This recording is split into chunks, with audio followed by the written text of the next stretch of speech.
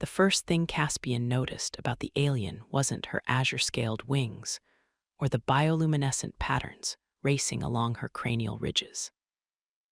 It wasn't even the way she moved with predatory grace across the rubble-strewn plaza of Vailgrim Prime's abandoned district. No, what caught his attention was the smell.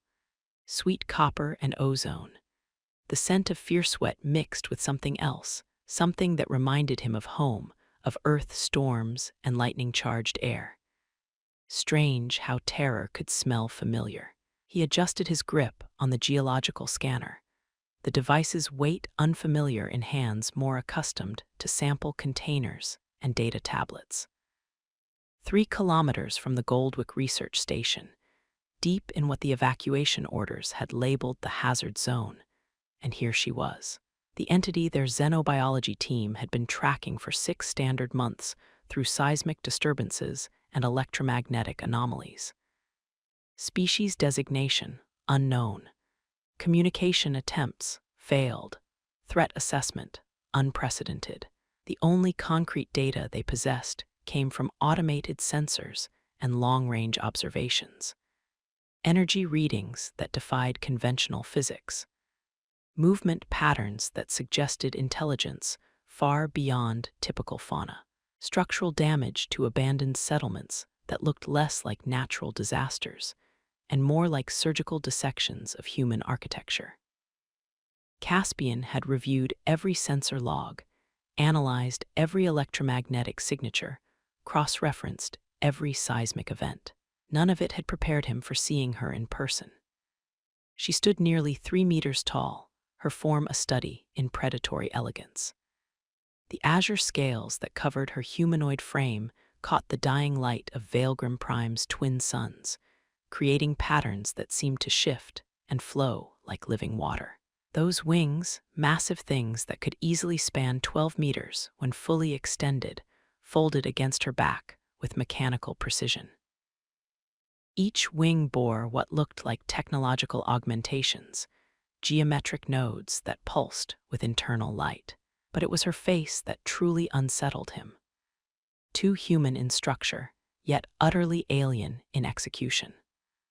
High cheekbones framed features that might have been beautiful by human standards, if not for the predatory intelligence that burned in those silver eyes. The bioluminescent ridges that swept back from her temples pulsed in rhythmic patterns, communication, perhaps, or simply the alien equivalent of elevated heart rate.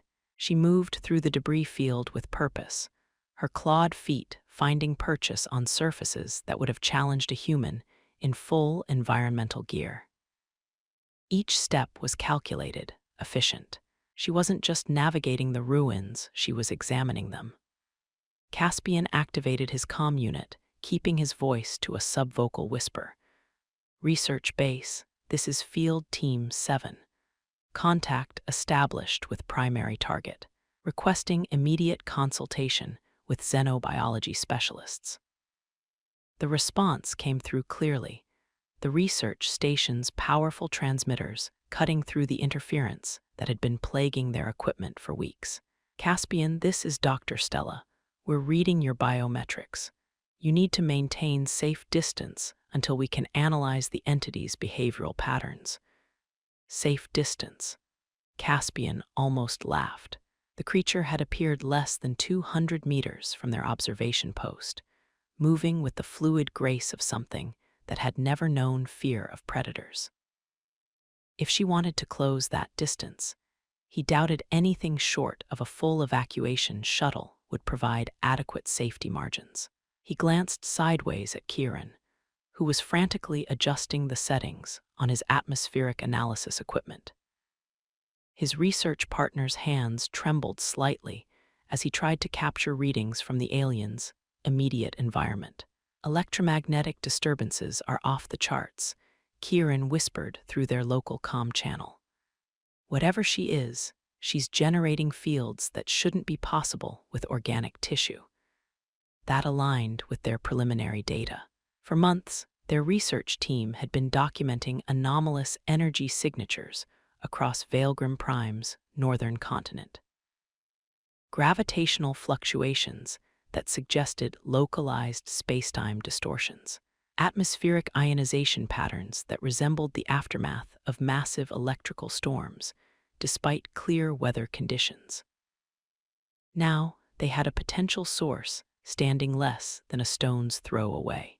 Caspian adjusted his scanner's sensitivity settings, hoping to capture detailed readings without alerting the creature to their presence. The device immediately began registering energy levels that pushed its detection capabilities to their absolute limits. Dr. Stella's voice crackled through his earpiece again. "Caspian, we're getting telemetry from your equipment. The energy readings are consistent with our theoretical models for advanced biotechnology integration. This entity appears to be a fusion of organic and artificial systems. A cyborg, then.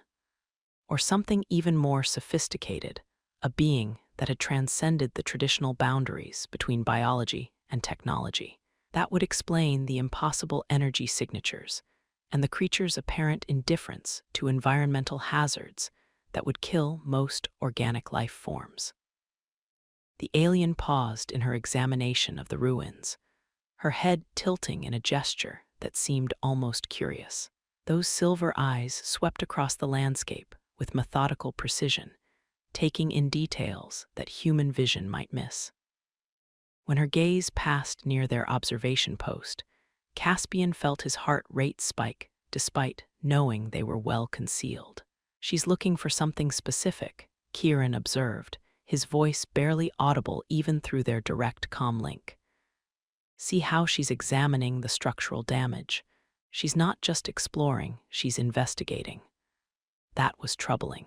The damaged buildings they'd been studying showed signs of precise energy application, as if someone had been systematically dismantling human construction techniques. If this creature was responsible for that damage, her presence here suggested she was continuing some kind of analysis of human engineering capabilities.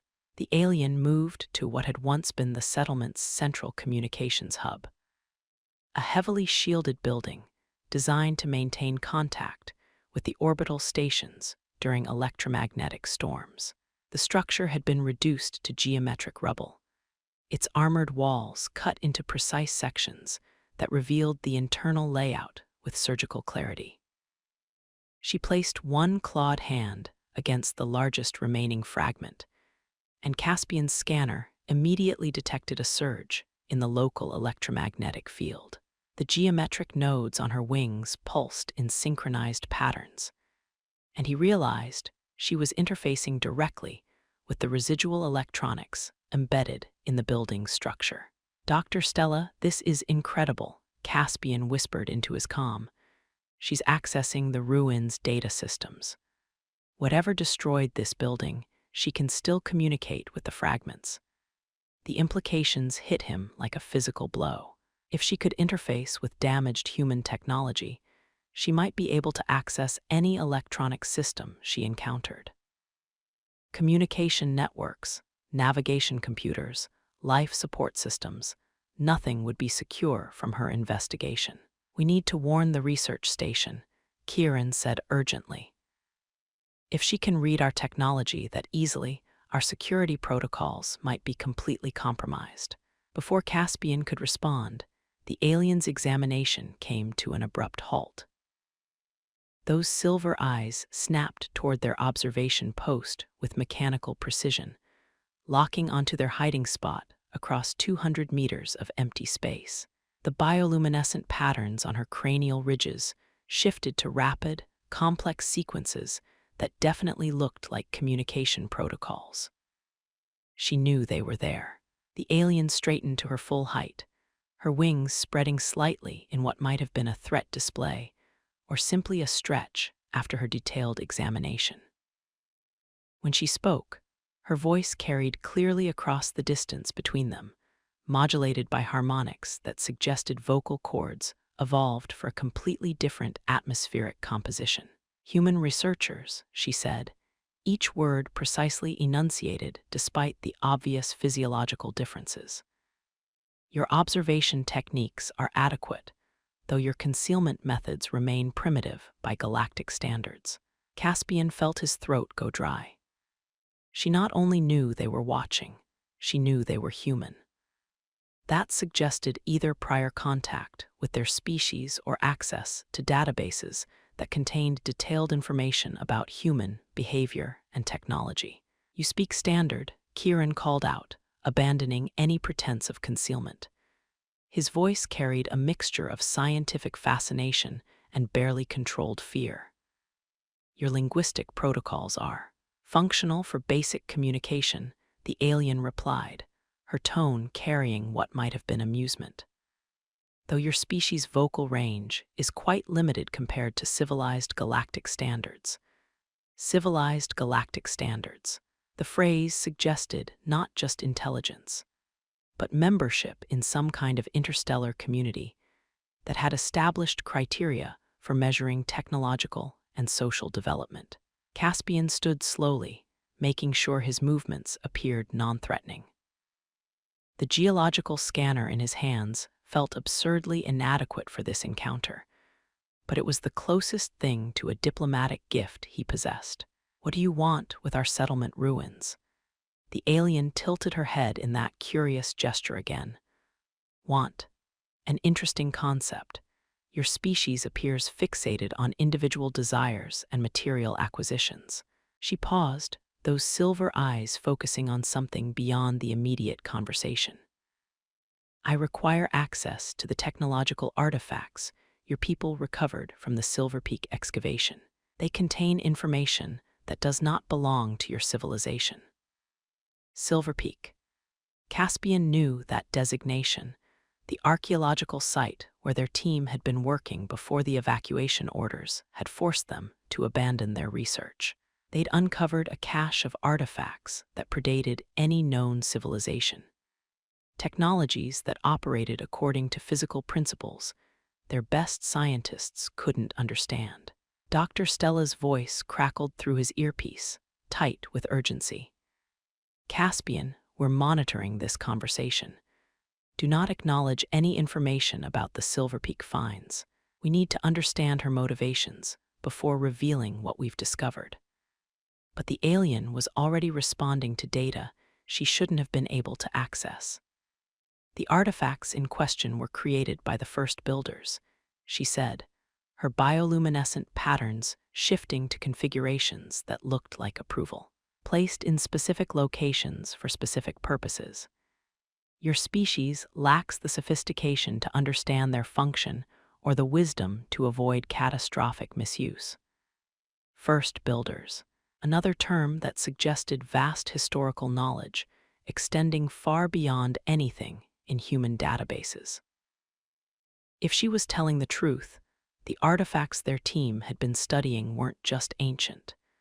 They were products of a civilization that other advanced species recognized and respected. "We've been careful with our research," Kieran protested. "All analysis has been conducted under strict containment protocols. Nothing has been activated or modified." The alien's laugh was like metal chimes in a hurricane. "Careful. Your research team achieved partial activation of a quantum entanglement communicator array 12 days ago. The resulting transmission was detected by monitoring stations across 17 stellar systems. 12 days ago. That aligned with the date their research team had attempted to establish a power connection to the largest artifact. The test had failed, or so they'd believed. If the alien was correct, their failed experiment had actually succeeded in ways they couldn't detect with their current instrumentation. Caspian felt a cold certainty settling in his stomach. "What kind of transmission?" "A species identification beacon," the alien replied, her voice carrying new harmonics that suggested something approaching regret. "Your civilization's technological profile, genetic markers, and behavioral assessment data broadcast to every member civilization in this galactic sector." The implications were staggering. Humanity had accidentally announced their presence to an interstellar community they didn't even know existed. Whatever response that announcement might trigger, they would face it completely unprepared. Your species could not have known, the alien continued, apparently reading something in their expressions. The activation was clearly accidental, a result of attempting to analyze technologies beyond your current understanding. This is precisely why the artifacts must be returned to proper custodial control. Proper custodial control, meaning her people, whoever they were. And if humanity refused to surrender technologies they'd legitimately discovered through their own exploration efforts, the aliens spread her wings slightly, the geometric nodes beginning to pulse with increased intensity. Then your species will continue to stumble through forces beyond your comprehension until you accidentally destabilize critical galactic infrastructure, at which point the Galactic Council will be forced to implement more direct solutions. The Galactic Council, another player in this cosmic game, and one that apparently viewed humanity as a potential threat to interstellar stability. The aliens' tone when mentioning direct solutions carried implications that made Caspian's skin crawl. Dr. Stella's voice came through his earpiece again, but now she was speaking to someone else at the research station. Get me a secure line to Earth command immediately. We need to escalate this to the highest levels and start downloading everything we have on the Silver Peak artifacts to isolated storage systems. The aliens' bioluminescent patterns shifted to what looked like understanding. Your communication networks are quite primitive, but adequate for basic coordination, she observed. I am aware that you are reporting this encounter to your command structure. This is appropriate protocol for species undergoing first contact evaluation. First contact evaluation, as if humanity were taking some kind of cosmic examination, with their continued existence dependent on achieving a passing grade. Caspian tried to process the information flowing around him.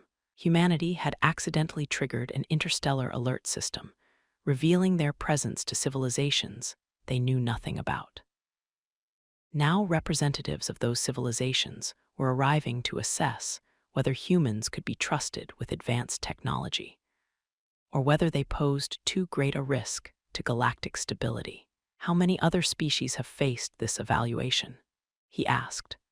Many, the alien replied. Most prove capable of recognizing their limitations and accepting guidance from more experienced civilizations. Some require more persuasive demonstrations of the consequences of technological irresponsibility. And the ones who refuse both guidance and demonstrations. Her smile was sharp and predatory. They provide valuable data on the upper limits of cognitive development among aggressive species. Data collection. She was discussing potential genocide as if it were a scientific research project. But then her expression shifted to something that might have been curiosity. However, your species presents certain anomalies that complicate standard assessment protocols. Your behavioral patterns do not conform to established models of intelligent species development. What kind of anomalies? You fight with intensity that borders on self-destruction. You refuse to acknowledge obvious disadvantages in resource allocation and tactical positioning. You persist in conflicts where any rational species would seek negotiated resolution or strategic withdrawal. These traits should have resulted in extinction within centuries of achieving space flight capability. That sounded like a perfect description of human history. From individuals who chose death over surrender to entire civilizations that preferred warfare over subjugation, humanity had consistently confounded predictions based on conventional survival logic. Instead, the alien continued. You have established colonies across 17 systems and maintained technological advancement despite numerous catastrophic setbacks. This contradicts several fundamental assumptions about the relationship between aggression and long-term species viability.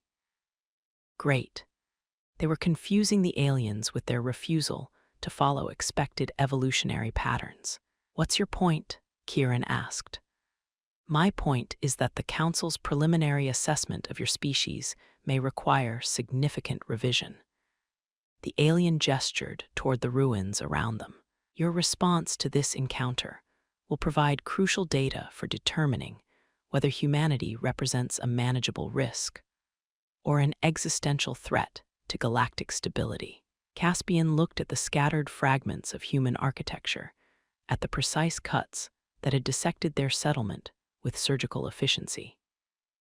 If this was how the Council dealt with manageable risks, he didn't want to imagine their response to species they classified as existential threats. The alien moved closer, her movements fluid despite her impressive size. The technological augmentations in her wings hummed with barely contained energy, creating localized distortions in the electromagnetic spectrum that made Caspian's scanner readings fluctuate wildly. "You will convey our requirements to your leadership," she said, her harmonic voice carrying undertones that suggested this was not a request. "The artifacts must be transferred to Council custody within 72 standard hours. Failure to comply will result in escalation to direct intervention protocols." 72 hours to decide the fate of their species.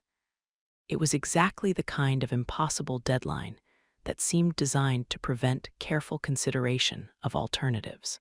Dr. Stella's voice came through his earpiece, calmer now, but with an edge that suggested rapid decision-making behind the scenes. "Caspian, we're coordinating with Earth Command and the colonial governments. Tell her we need time to consult with our leadership and evaluate the implications of her request." The alien's bioluminescent patterns shifted to what looked like approval. "Consultation with appropriate authorities is standard protocol for species undergoing evaluation. You have 72 hours to demonstrate either wisdom in accepting Council guidance or the capability to manage advanced technologies independently." Independently, the word carried implications that went far beyond simply keeping the artifacts. "What would independent management entail?" Caspian asked. "Proof that your species possesses both the technical sophistication to understand first builder technology and the social stability to prevent its misuse," the alien replied. "Few civilizations achieve independent status. Most find the responsibilities overwhelming, but the option existed. Humanity could potentially earn recognition as equals in this galactic community rather than accepting permanent subordinate status." The alien began moving toward the transit hub ruins, apparently concluding their conversation. But something in her posture suggested she wasn't entirely finished with the encounter. "You interest me," she said, turning back to face them. "Your species exhibits behavioral patterns that our prediction models cannot adequately account for. The next 72 hours will provide valuable insights into human decision-making under existential pressure." "Will we see you again?" Caspian asked. The alien's smile was genuinely amused this time. "Human researcher, you will definitely see me again." She spread her wings and launched herself skyward with effortless grace. The geometric nodes on her wing membranes created localized gravity distortions that allowed her to gain altitude without apparent regard for aerodynamic principles. Within moments, she was just another speck against the stellar backdrop, indistinguishable from the navigation satellites that orbited Valgrim Prime. Caspian and Kieran stood among the geometric ruins, watching her disappear into the void. Around them, the remnants of human engineering lay scattered like puzzle pieces, each fragment testament to the temporary nature of their technological achievements. "We need to get back to the research station," Kieran said finally. "Dr. Stella needs a complete debrief on everything we observed." Caspian nodded, but his mind was already racing ahead to the implications of what they'd learned. Humanity had 72 hours to choose between surrendering technologies they barely understood to aliens who might not have their best interests at heart, or attempting to prove they deserved recognition as equals in a galactic community they knew nothing about. Either path carried risks that could determine the species' future for generations to come. The journey back to Goldwick Research Station took them through 3 kilometers of abandoned settlements, past silent monuments to human ambition and the fragility of colonial life on hostile worlds. Caspian found himself thinking about the aliens' words as they navigated the empty structures. Behavioral patterns that prediction models couldn't account for, decision-making under existential pressure, species that chose extinction over surrender. Humanity was being studied, evaluated according to criteria they didn't understand by beings whose motivations remained opaque. But the alien had also suggested that their unpredictability might be an advantage rather than a liability. If they were going to surprise their evaluators, they needed to understand exactly what kind of game they were playing. The research station came into view as they crested a low ridge, its communication towers reaching toward the stars like metallic fingers. Inside that facility lay the artifacts that had triggered this crisis, technologies that operated according to principles human science couldn't explain. 72 hours to crack alien physics or convince a galactic council that humanity deserved a seat at the cosmic table. What do you think they'll decide? Kieran asked as they approached the station's perimeter. Caspian considered the question. He thought about humanity's response to every previous impossible challenge, from the first steps into space to the establishment of colonies on worlds that actively tried to kill their inhabitants. He thought about the explorers who'd pushed into unknown dangers, despite overwhelming evidence that the universe was far more hostile than anyone had imagined. They'll find a third option, he said finally. They always do. Dr. Stella was waiting for them in the station's main laboratory. Surrounded by displays showing real-time data streams from monitoring stations across human space, her expression carried the focused intensity of someone who'd been coordinating multiple crisis responses simultaneously. "How much did you hear?" Caspian asked as they entered the facility. "Everything," she replied. "We maintained an open channel throughout your encounter." Her words have been transmitted to Earth Command and every colonial government. They're convening an emergency session to determine humanity's response. She gestured toward the central display, which showed a 3-dimensional map of human space with communication links connecting 17 different worlds. Each link pulsed with data traffic as humanity's leadership grappled with their first interstellar crisis. "What about the artifacts?" Kieran asked. "We've been analyzing them continuously since your encounter began," Dr. Stella said. "The alien was correct. We did achieve partial activation 12 days ago. What we interpreted as system failure was actually successful integration with what appears to be a galactic communication network." She activated another display, showing complex waveforms that resembled nothing in human physics databases. "These are the transmissions our activation triggered. We've been broadcasting our location and technological profile to the entire galactic community without realizing it." The implications were staggering. Every spacefaring civilization within range now knew that humanity existed, where they could be found, and what level of technology they'd achieved. The element of surprise that had protected them during their expansion into space was completely gone. But Dr. Stella wasn't finished. "There's something else. We've been receiving response transmissions since the initial broadcast. Other civilizations have been sending data packets containing what appears to be assessment criteria and evaluation protocols." She activated a third display, showing streams of encrypted data flowing from distant stellar coordinates. "We're not just being evaluated by the Council, we're being studied by every advanced civilization in this sector. Our response to the 72-hour deadline will be observed and analyzed by dozens of different species. A cosmic performance review, with humanity's continued existence depending on their ability to impress an audience they'd never known existed. Caspian studied the data streams, noting the complexity and volume of information flowing between star systems. Have we been able to decode any of these transmissions? Some basic protocols, Dr. Stella replied. Enough to understand that this is standard procedure for newly discovered civilizations. Most species undergo evaluation when they achieve certain technological thresholds. Few are given the option of independent status that our visitor mentioned. What makes humanity different? Kieran asked. Our behavioral patterns, apparently. The evaluation protocols we've decoded suggest that most species follow predictable development paths. They either accept subordinate status to avoid conflict with superior civilizations, or they engage in aggressive expansion until they're forcibly contained. And humanity does neither. We explore aggressively, but avoid direct confrontation with superior forces. We accept tactical defeats while maintaining strategic independence. We adapt to circumstances that would destroy other species while refusing to abandon core values.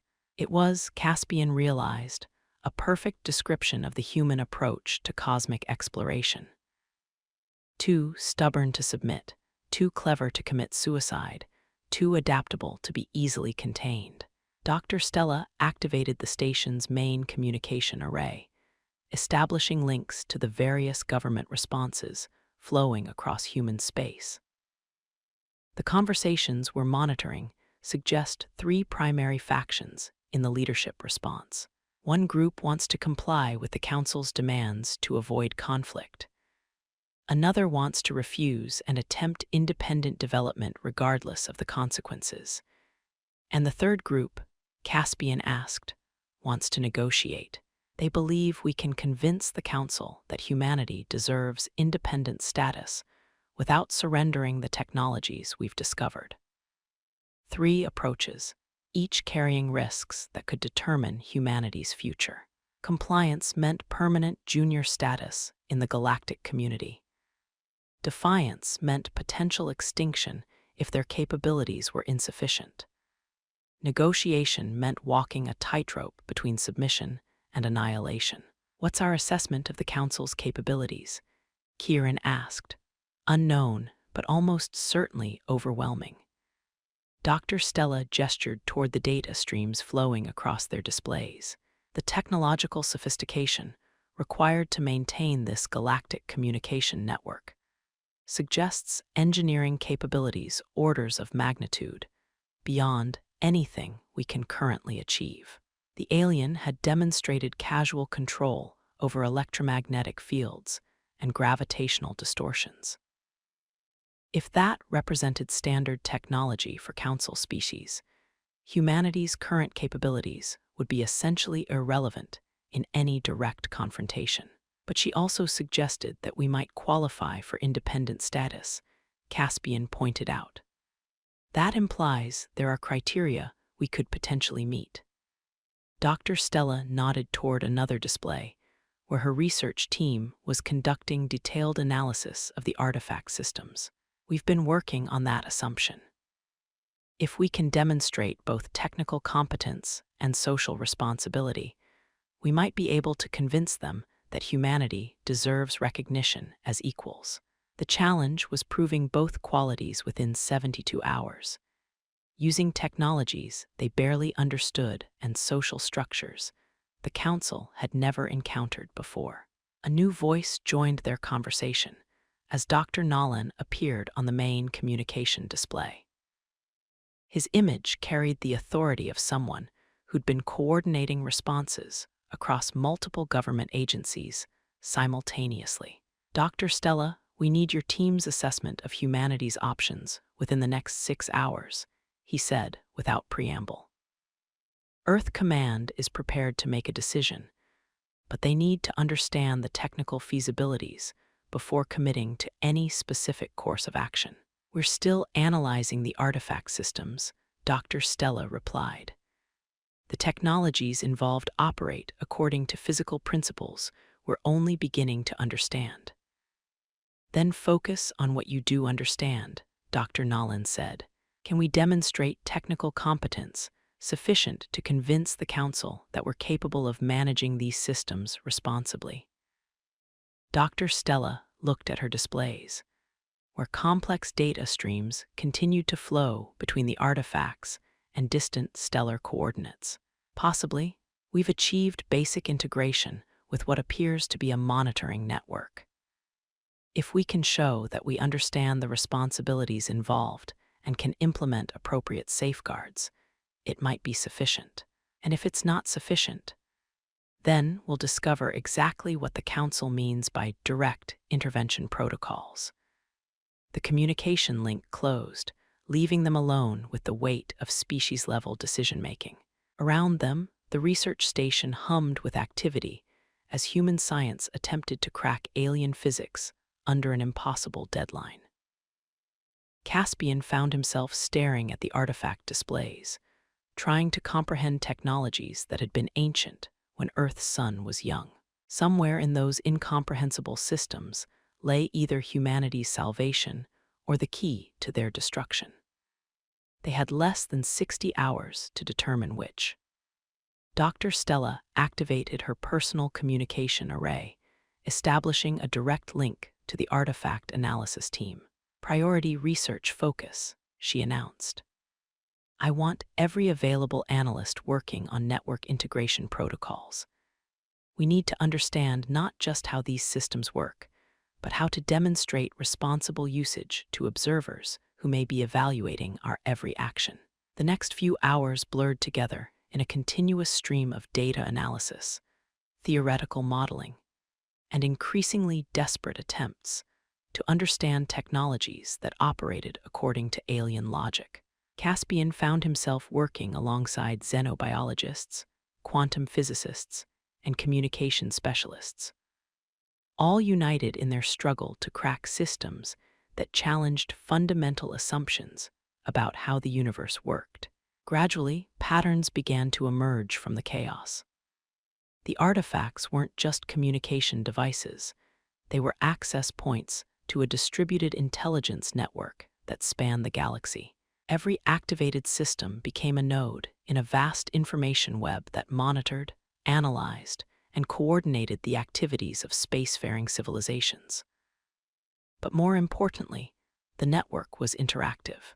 Species that demonstrated appropriate technical competence and social responsibility could gain access to vast databases of scientific knowledge, cultural exchange protocols, and cooperative research opportunities. It was, Caspian realized, exactly the kind of system that humanity would find irresistible. Access to the accumulated knowledge of dozens of advanced civilizations, combined with opportunities for cultural and scientific exchange that could accelerate human development by centuries. The temptation was enormous, but so were the risks of misusing such capabilities. Dr. Stella's voice cut through his contemplation. "We're receiving a priority transmission from the Council evaluation team. They want to observe our progress with the artifact systems." The main display activated, showing the familiar image of their alien visitor. Her bioluminescent patterns pulsed in configurations that suggested approval mixed with curiosity. "Human researchers," she said, her harmonic voice carrying new undertones of respect. "Your integration with the monitoring network has proceeded faster than our initial projections suggested. This accelerates certain aspects of your evaluation timeline." "Accelerates how?" Dr. Stella asked. "The Council has moved your assessment to priority status. You now have 6 hours to demonstrate either compliance with Council authority or qualification for independent status. The rapid rate of your technological integration has raised concerns about potential destabilization of galactic communication protocols." 6 hours. The deadline had been compressed by more than 90% because humanity had proven too adaptable for the original assessment schedule. Dr. Stella looked at her analysis displays, where data streams continued to flow between the artifacts and distant stellar coordinates. What specific demonstrations would satisfy the Council's requirements for independent status? Technical competence in managing first builder systems without causing network disruptions. Social stability sufficient to prevent technology misuse. And most importantly, voluntary restraint in accessing capabilities that exceed your current developmental requirements. Voluntary restraint. The alien was asking humanity to prove their worthiness by refusing to claim the full extent of their newfound capabilities. It was a test of wisdom rather than power. The Council wanted to see whether humans could resist the temptation of unlimited access to galactic databases in favor of graduated integration that respected the stability of interstellar civilization. Caspian found the challenge oddly appropriate. Humanity's greatest strength had always been adaptability, but their greatest weakness was often impatience. The Council was asking them to demonstrate the one quality that had historically been most difficult for humans to maintain: self-restraint in the face of unlimited opportunity. Dr. Stella activated her team's communication network, coordinating a response that would showcase human capabilities while demonstrating appropriate caution. "We accept the Council's evaluation criteria," she announced. "Humanity will demonstrate responsible integration with galactic civilization through voluntary limitation of our network access." The aliens' bioluminescent patterns shifted to what looked like genuine surprise. "You would deliberately restrict your use of capabilities you have legitimately acquired. We would accept responsibility appropriate to our experience and wisdom," Dr. Stella corrected. "Unlimited power without accountability is how civilizations destroy themselves and threaten others." The alien was quiet for several moments, apparently communicating with other entities through channels human technology couldn't detect. When she spoke again, her voice carried undertones that suggested something approaching respect. "The Council has reviewed your proposed approach to galactic citizenship. Your response demonstrates characteristics that few species exhibit during initial evaluation." "In a positive way, I hope," Caspian said. "In a way that suggests your species may qualify for associate membership in the galactic community." The alien gestured toward displays that showed real-time data flowing between star systems. "Associate members receive shared access to first builder technology under Council oversight, independent development within established protocols, and representation in galactic governance through appointed ambassadors." It wasn't complete independence, but it was far superior to the subordinate client status that most species apparently accepted. "What would our obligations be?" Dr. Stella asked. "Responsible use of advanced technology, contribution to galactic stability through cooperative monitoring and intervention protocols, and acceptance of Council oversight if your species demonstrates behavior that threatens other civilizations." The terms were reasonable, assuming the Council's definition of responsible behavior aligned with humanity's values. More importantly, they offered a path forward that preserved human autonomy while providing access to technologies and knowledge that could accelerate their development by millennia. "We accept the Council's offer of associate membership," Dr. Stella said formally. The aliens' bioluminescent patterns shifted to what looked like genuine pleasure. "The Council is pleased with humanity's decision. Representatives from member civilizations are en route to establish formal diplomatic protocols and begin the integration process."